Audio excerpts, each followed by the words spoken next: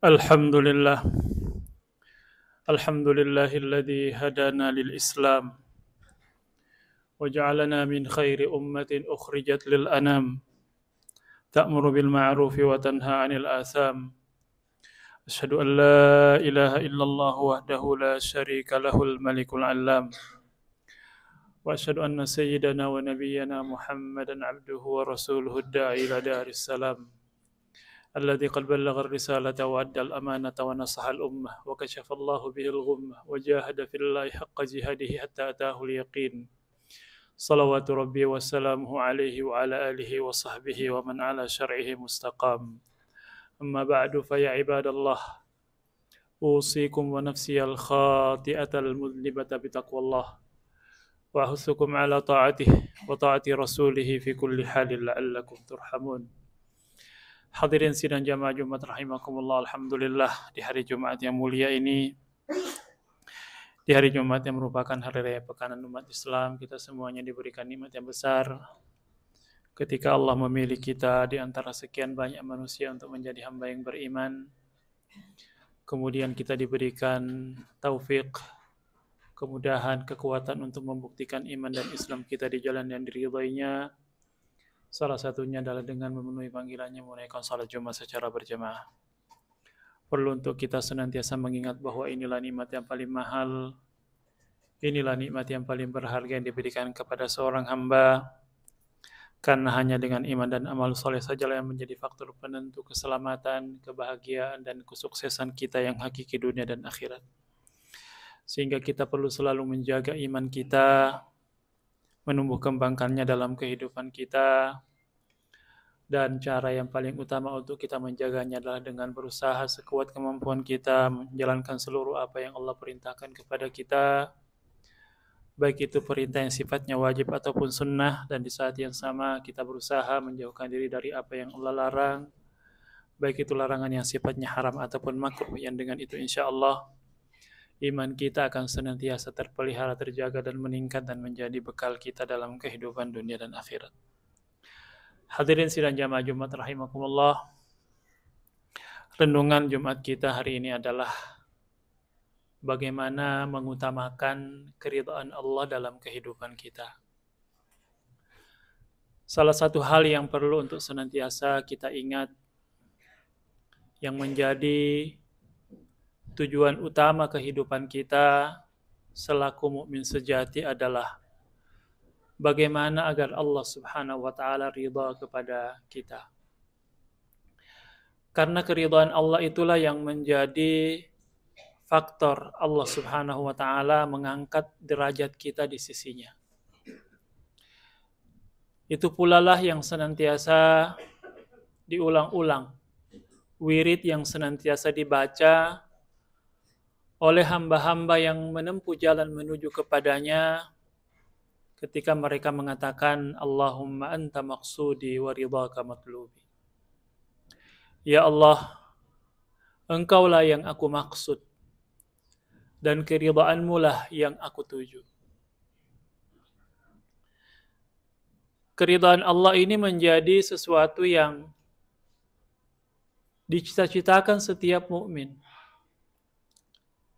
Karena kalau Allah sudah meridhai, Allah sudah cinta kepada kita, maka itu menjadi sebab kita mendapatkan posisi yang terhormat di sisinya. Dan itulah kehormatan yang sebenarnya. Kalau kita mulia di langit,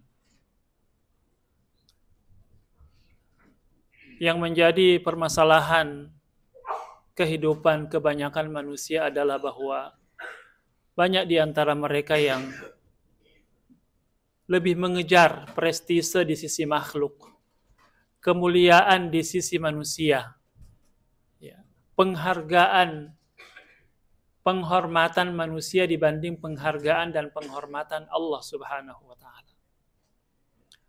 Padahal perlu kita ingat jamaah sekalian rahimakumullah bahwa yang namanya prestise, kehormatan di bumi itu semu. Bukan kehormatan yang sebenarnya. Coba kita perhatikan Ada dulu orang begitu sangat dihormati, begitu sangat dihargai. Tapi sering berlalunya waktu, hilang mi pangkanya, hilang mi jabatannya, tidak mi dihormati lagi. Ada dulu orang sangat diulu-ulukan karena banyak uangnya, begitu dia bangkrut, selesai. Tidak mi dihormati lagi. Ya. Jadi ketika kehormatan itu yang dikejar adalah kehormatan di sisi makhluk, pasti kita akan rentan untuk kecewa dan stres. Karena itu bukan kemuliaan yang sebenarnya. Ya. Maka Al-Quran sudah memberikan kepada kita peringatan di surah An-Nisa. Ayabtaguna indahumul izzah, fa innal izzata lillahi jami'a. Apakah mereka mencari kemuliaan di sisi makhluk? Padahal seluruh kemuliaan itu bersumber dari Allah Subhanahu wa ta'ala. Betapa banyak orang, ya, banyak manusia dihormati di bumi. Banyak yang hormati, banyak yang respect, tapi ketika Allah memandangnya dengan pandangan kehinaan. Siapa tunjuk kau? Kau tidak ada apa-apamu di langit. Tidak ada hargamu kamu di langit. Ya. Dan itu adalah kegagalan.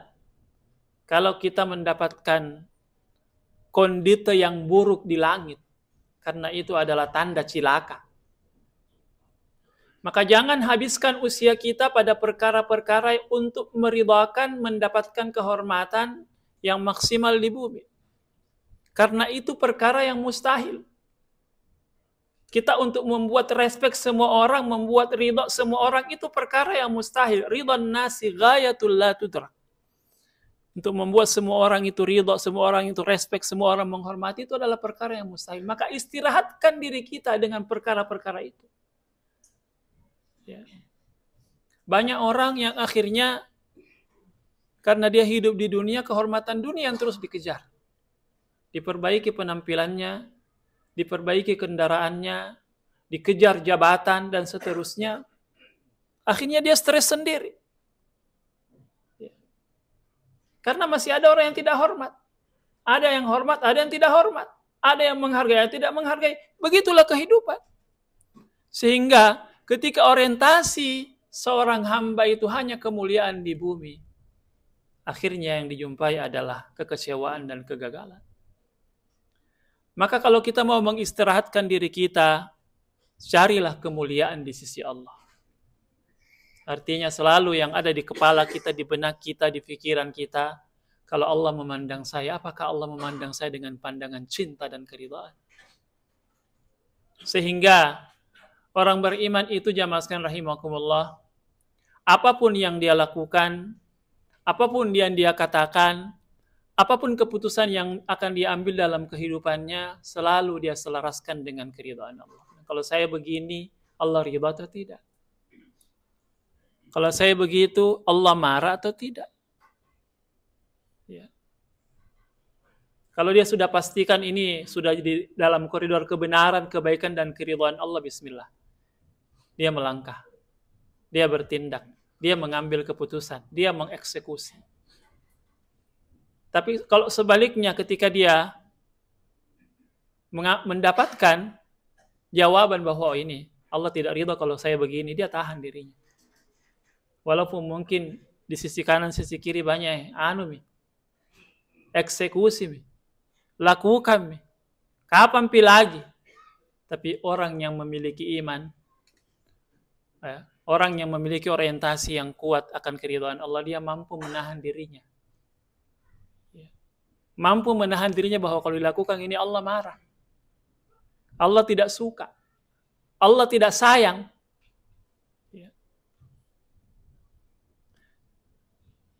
Di jalan ketika kita melakukan cara-cara seperti itu, hadirin jamaah sekalian rahimakumullah. Ya, ketika orientasi kita keridhaan Allah Subhanahu wa taala, ada yang respect, ada yang tidak respect. Ada yang menghargai, ada yang tidak menghargai. Ya. Kalau ada yang menghargai, alhamdulillah.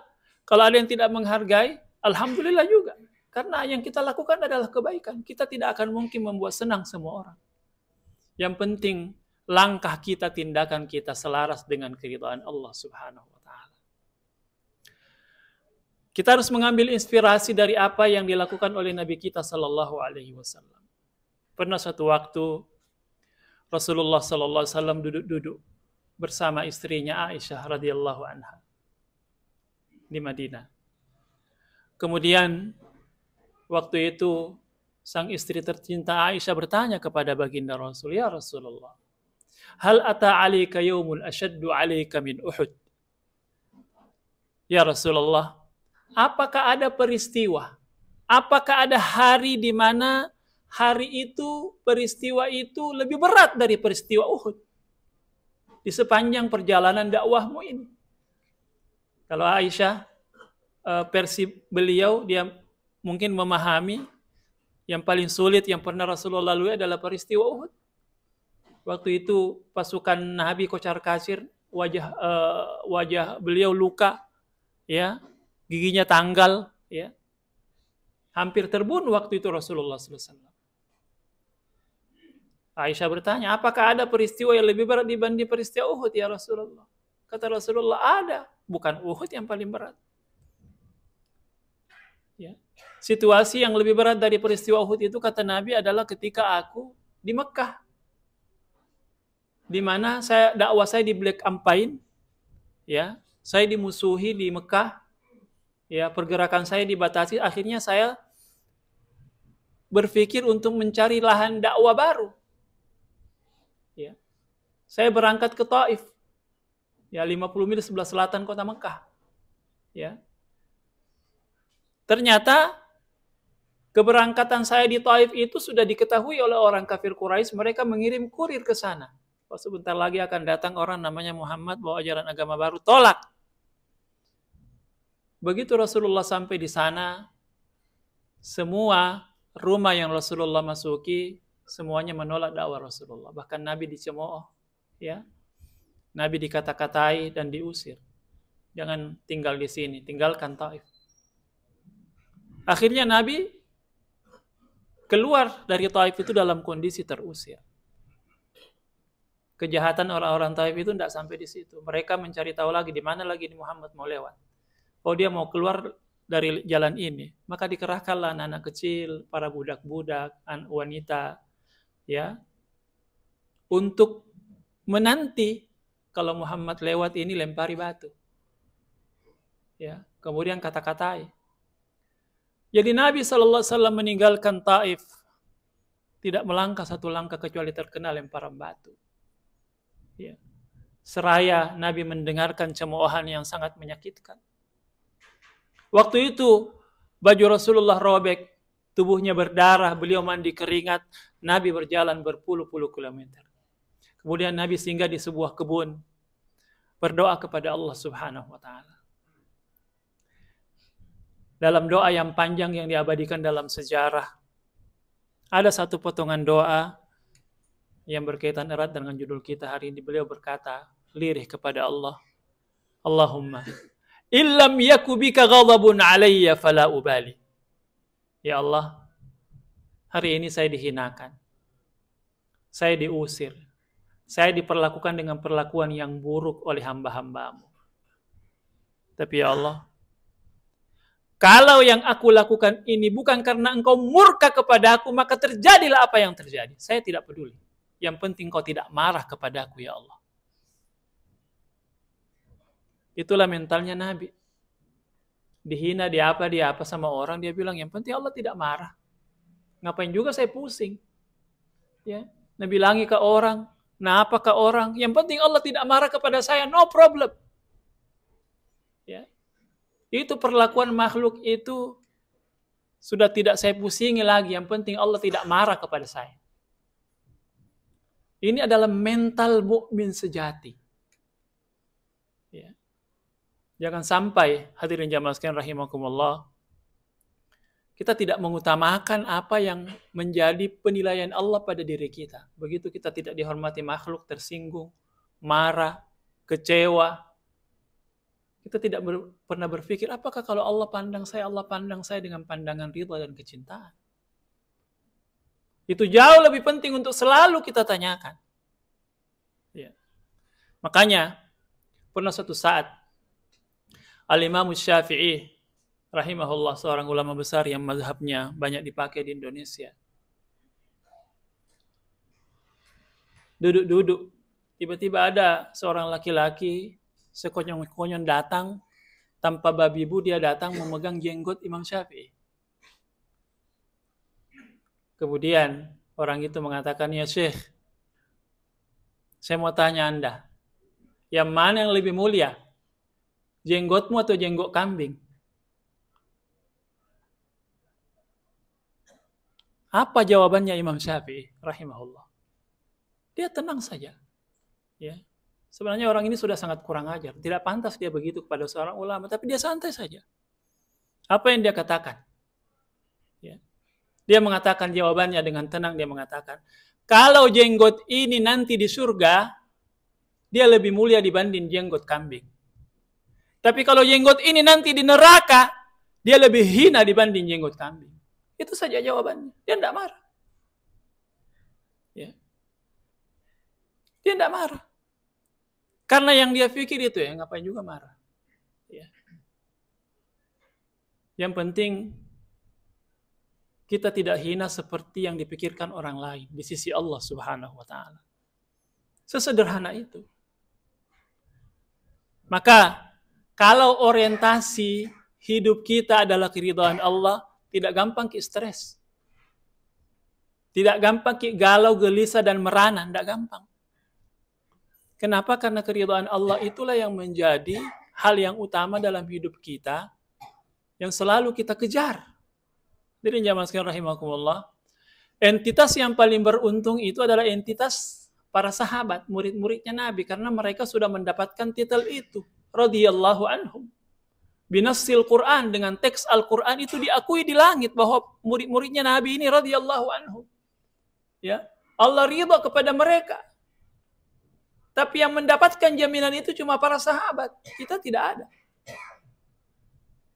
Itulah pangkat tertinggi setelah kenabian. Kalau Allah ridha kepada kita. Ya. Karena begitu Allah ridha kepada kita, tiket surga itu. Ya. Makanya kejarlah itu. Ya. Jadikan kehidupan kita penuh dengan manfaat. Ya. Karena itulah ukurannya. Khairun nasi anfa'uhum linnas. Orang yang terbaik. Siapa itu? Orang yang paling banyak manfaatnya kepada sebanyak mungkin orang. Maka kita harus mengusahakan bagaimana hidup kita di mana kita berada itu orang merasakan kebaikan kita. Di tempat kerja kita orang baik itu. Suka membantu, suka menolong. Ramah, humble. Tidak membeda-bedakan orang. Ya. Di keluarga kita mengakui kita, ini melayani keluarganya, ya, selalu penuh kasih sayang, ya. Di circle pertemanan juga begitu, oh ini tidak egois, ya, selalu mau terlibat dalam proyek-proyek kebaikan, gitu ya. Usahakan dimanapun kita berada, orang merasakan makna eksistensi kita bahwa keberadaannya punya arti, punya makna. Punya kebaikan, ya. Makanya seorang ulama memberikan satu pesan, ya. Kun rajulan idza atal ladzina min ba'dihim qalu qad mar wa dzal asar. Jadilah kamu seseorang laki-laki yang apabila generasi setelahmu datang, ya, mereka mengatakan, "Oh, si fulan, oh, beliau ini dia orang baik, inilah karya-karyanya, inilah legasinya. Inilah jasa-jasanya, inilah kebaikannya." Ya. Tinggallah kalah kebaikan dimanapun kita berada. Jejak-jejak kebaikan, ya, jejak-jejak amal saleh yang terwariskan. Ya. Itulah yang akan mengekalkan nama kita. Sehingga memang kita perlu untuk senantiasa menajamkan orientasi kehidupan kita. Ya. Bagaimana caranya agar supaya dengan kehidupan kita yang singkat ini, yang terbatas ini, pada ujungnya ketika hidup kita dievaluasi, ketika kita diaudit, ketika kita dihisab dan dimintai pertanggungjawabannya akan kehidupan kita, hasilnya menyatakan bahwa hambaku ini berhak mendapatkan keridhaanku. berhak untuk selamat dari nerakaku, berhak untuk langsung masuk ke dalam surgaku. Dan itulah keberuntungan yang sebenarnya. Faman zuhziha 'anil nar wa udkhilal jannata faqad faz wa mal hayatud dunya illa mata'ul ghurur. Barang siapa yang ketika dia tiba di alam keabadian, dalam kehidupan akhirat, dia dihisab, dia diaudit, dia dievaluasi. Ya. Hasil evaluasinya menyatakan bahwa ini hambaku ini, aku ridha dengan kehidupannya. Dia berhak untuk selamat dari azab siksa neraka. Dan dia berhak untuk langsung masuk ke dalam surgaku yang tertinggi. Itulah orang-orang yang beruntung. Dan tidaklah kehidupan dunia ini kecuali hanya kesenangan yang menipu. Ya. Makanya jangan tertipu dengan dunia. Jangan silau. Jangan menjadikannya tujuan utama. Ya. Agar supaya kita nanti tidak kecewa. Ya. Ketika kembali kepada Allah Subhanahu wa taala. Orang yang Allah ridha kepadanya, Allah menyambutnya. Inilah hambaku yang ketika dia hidup selalu orientasinya adalah keridhaanku, adalah kecintaanku. Masuklah ke sini ke dalam golongan yang aku ridhai dan masuklah ke dalam surgaku. Semoga hadirin jamaah sekalian rahimakumullah, makna ini bisa kita perjuangkan di sepanjang kehidupan kita. Utamakanlah keridhaan Allah. Carilah kemuliaan di sisi Allah. Ya. Tempuhlah jalan-jalan agar Allah selalu melirik kita dengan pandangan cinta dan keridhaan. Yang akhirnya kita menjadi hamba-hamba yang beruntung dunia dan akhirat. Amin Allahumma amin. Ja'alani Allah wa iyyakum minal amilin al-faizin wa adkhalani wa iyyakum bil jannati wan na'imil muqim. Aqulu qawli hadha wa astaghfirullah al-azim li wa lakum fastaghfiruh innahu huwal ghafurur rahim.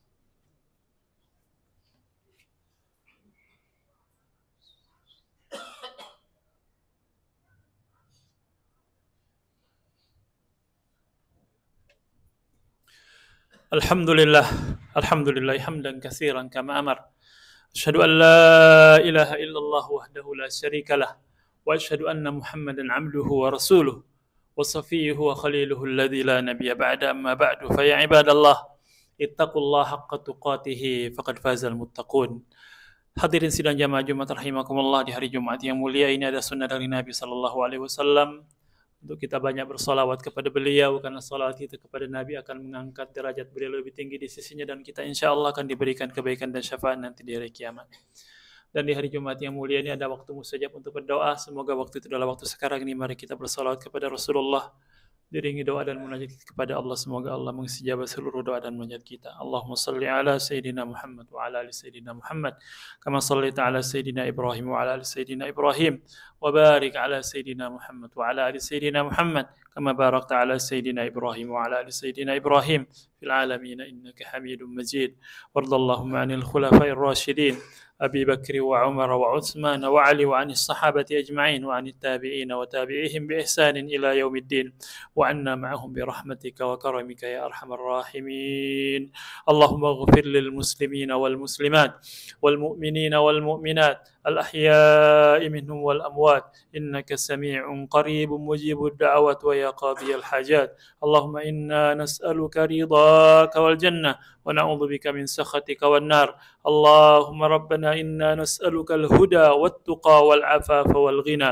اللهم إنا نسألك حسن الخاتمة ونعوذ بك من سوء الخاتمة. اللهم إنا نسألك حسن العاقبة ونعوذ بك من شر العاقبة يا رب العالمين. اللهم ربنا ارحم ضعفنا وتول أمرنا واختم بالصالحات آجالنا ولا تردنا يا ربنا خائبين. اللهم اهدنا واهد بنا واجعلنا سببا لمن اهتدى. اللهم احفظنا واحفظ ما معنا وسلمنا وسلم ما معنا. اللهم ربنا بارك لنا في أولادنا وذرياتنا ولا تضرهم ووفقهم لطاعتك وارزقنا برهم يا رب العالمين. اللهم انصر إخواننا المسلمين في فلسطين. اللهم انصرهم نصرا مؤزرا. اللهم إنهم مظلومون فانصرهم. اللهم إنهم قليل فكسر عددهم. اللهم إنهم قليل فكسر عددهم. اللهم أهلك اليهود ومن شايعهم وعاونهم يا رب العالمين. اللهم ربنا آتنا في الدنيا حسنة وفي الآخرة حسنة وقنا عذاب النار. عباد الله إن الله يأمركم بالعدل والإحسان وإيتاء ذي القربى وينهى عن الفحشاء والمنكر والبغي يعظكم لعلكم تذكرون واذكروا الله العظيم يذكركم واسألوه من فضله يعطيكم ولذكر الله أكبر والله يعلم ما تصنعون أقم الصلاة